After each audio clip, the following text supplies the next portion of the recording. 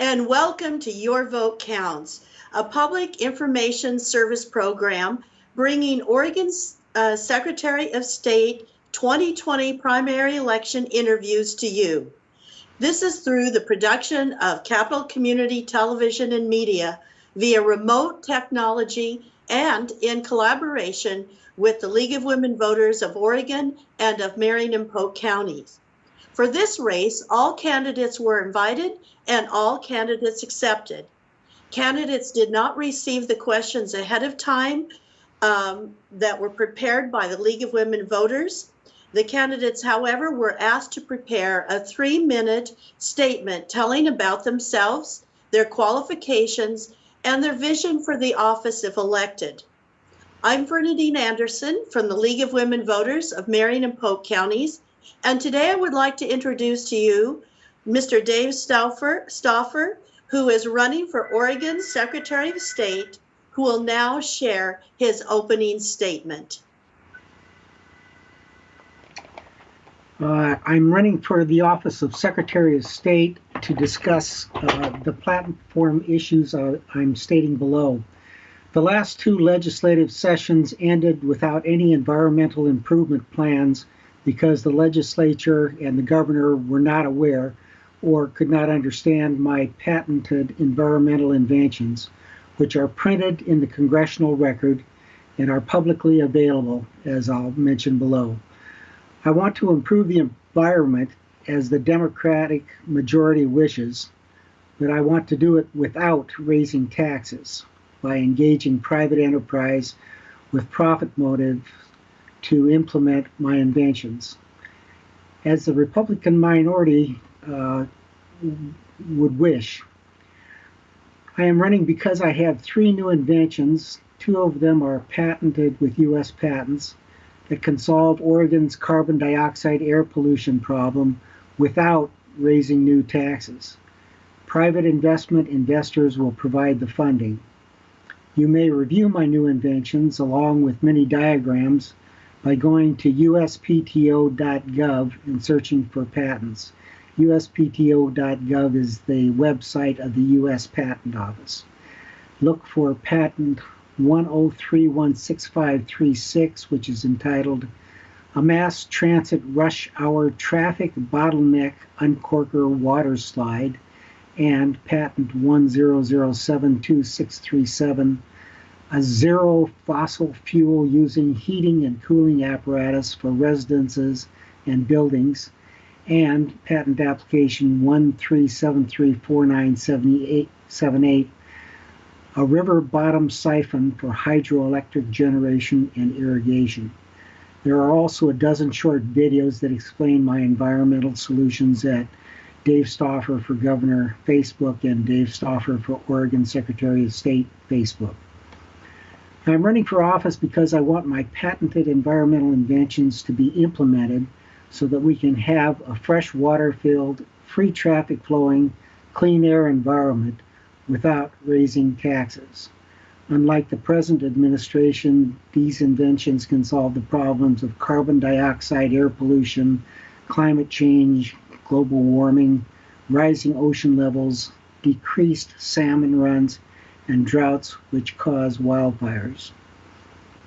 I have an experience. I practiced 15 years as an attorney in Oregon.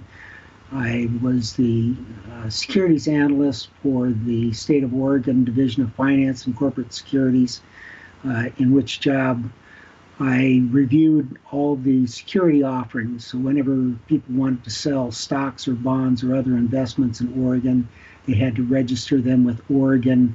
And I was the person at the State of Oregon that would read the 300 to 600 pages of legal documents and financial statements before I would make a decision on whether to approve their sale of securities in the State of Oregon.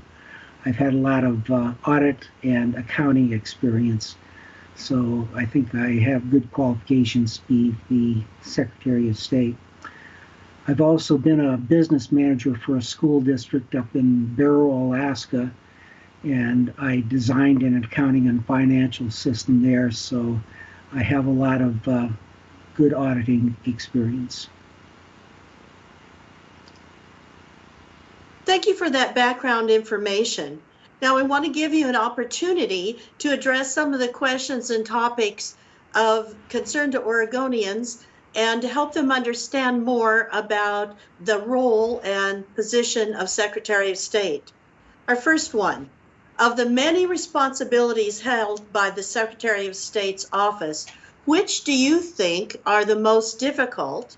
And which do you think that Oregonians know the least about? The audit function is definitely the most important, and I have a copy of Dennis Richardson's, the Secretary of State, who unfortunately passed away a little bit ago. On Thursday, February 14th, 2019, he made a statement about the upcoming audits preview. He said, "We disclosed how Oregon's foster care system was failing our children. We exposed Portland Public Schools' inequitable 53% achievement gap between white and African American students. We revealed that Oregon could close its current $623 million state budget gap through increased efficiency and without raising new taxes. And we discovered approximately $106.2 million in questionable spending during our 2017-2018 audits of state agencies, and between $400 million and $1.6 billion in additional questionable spending during our 2018-2019 audits." The main job of the Secretary of State is to examine the state government and see if the governor is operating the programs that the Oregon legislature has designated, and whether she is efficiently spending the money on the programs that they're designed, that the money is designed to be spent on. And that is the most important job of the Secretary of State. And I look forward to being heavily involved in those issues. One of the other areas in Secretary of State is that concerning redistricting. And I wondered, do you support an independent citizens redistricting commission? If so, what criteria would be important to this commission? I'm going to basically leave that to the legislature. It's a very political thing that goes district by district, and a commission would be good to do some good analysis on it, but eventually it's going to come back to the state legislature, and they're going to have extensive hearings on it and a lot of different views, and I'm going to defer to their collective judgment. I might get involved when I see the results, but that's a huge job, and I wish them Godspeed on that. Another area is about campaign and campaign finance reform and spending. And currently there is a legislative referral called SJR 18 that looks like it will be coming up in November. What do you think contribution limits should be, and how should those limits be set up if we take the small donors, labor unions, corporate entities, and political parties into consideration? Well, the limits are basically based on the theory that nobody should be allowed to buy an election. We just had some kind of comical demonstration by Mike Bloomfield and Tom Steyer, who were presidential candidates, and each invested $100 million or so in their campaign, and then they didn't get elected at all. And it questions whether you can really buy a campaign. I think money has a lot to do with it, but I think the character of the person and the platform that they have and the solutions for the country and Oregon are more important than the dollar amounts that people spend on it. We have the U.S. Supreme Court that says corporations are individuals and they can donate as much money as they want, and that's got to be changed by the Supreme Court if it's changed at all. But at present, I'll leave that to the legislature also if they want to put a specific limit. Individuals may be limited by that legislation, but it probably won't be able to do anything with regard to the federal corporate or the corporate contributions. I'm going to take that just a little bit further and look at political advertising. Do you support the requirement that political advertisements should list the identities and amounts of contributions made by those biggest donors? Why or why not? I think that they should list who the donors are, but in some instances, you would probably have a list that goes on for an hour or so if they have a lot of contributors, and that's not practical. And maybe you could have a legislation that says the major donors over a specific dollar amount. But again, I'll leave that to the legislature. Another area is state land use, and we'd like to know what criteria do you think should be used to determine the use of the Elliott State Forest as a research forest? And do you think this will have an impact on the Common School Fund? Well, as you know, we just passed a business corporate tax, which will bring in, I think, about $1.2 billion, and that's all slated to go to the schools. In fact, I don't think the legislature knows what they're going to do with all that money, but there is a sizable chunk of money there that should greatly shore up our school system. We'll have to monitor that, but I think at this point the Elliott Forest should be managed in light of the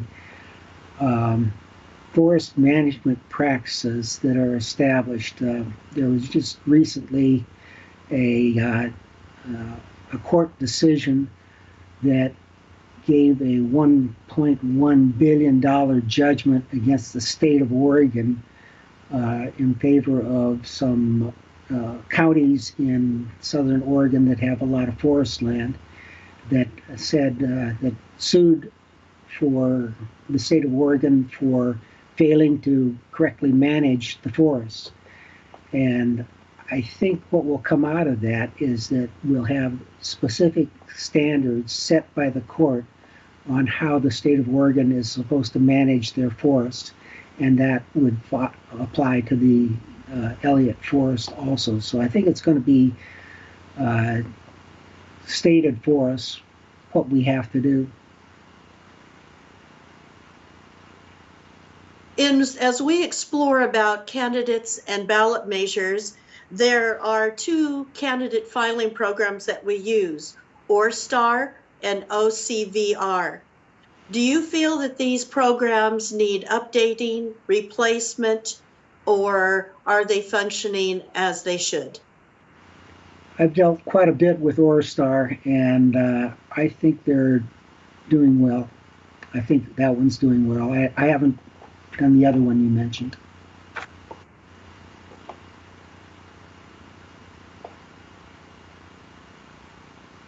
Considering all kinds of situations that can come up, how would you want to make Oregon's election system more resilient if we consider the impact of natural disasters, cyber attacks, and how do you feel about the status of the disaster recovery plan? Well, the disaster recovery plan can always be improved, but basically, elections in Oregon are working well. It's a good system. It's paper ballots that go to counties for counting, and then they're summarized. And there's not a great opportunity for people from other countries to come in and confuse our counting or our software. I think Oregon has a good, sound election system. We'll deal with any problems that come up, but I think we have been doing well and we will continue to do well. Well, thank you, candidate Stauffer, for our interview today and for sharing all your thoughts. Thank you for inviting me. Thanks to Capital Community Television and Media for their extensive technology and program skills that were used to create this presentation. Thank you to League of Women Voters of Oregon and Marion and Polk counties for the question development and the interviewers. And thanks to you, the public, for watching in order to become an informed voter. For more voter information, please go online to Vote 411. You have until April 28th to register or make registration adjustments. Ballots will be mailed out beginning on April 29th. Late postmarks or postmarks are not accepted, so get that ballot in. Elections matter. Remember to vote because your vote counts.